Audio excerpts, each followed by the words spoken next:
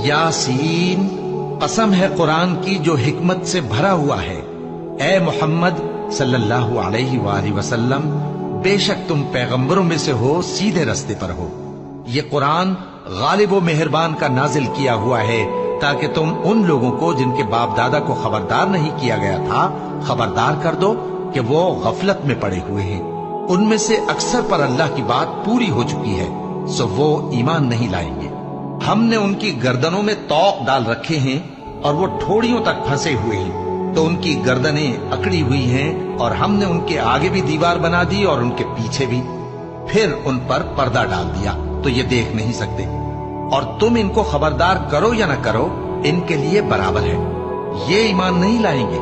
तुम तो सिर्फ उस शख्स को खबरदार कर सकते हो जो इस नसीहत यानी कुरान की पैरवी करे और रहमान से गायबाना डरे, सो उसको मगफिरत और बड़े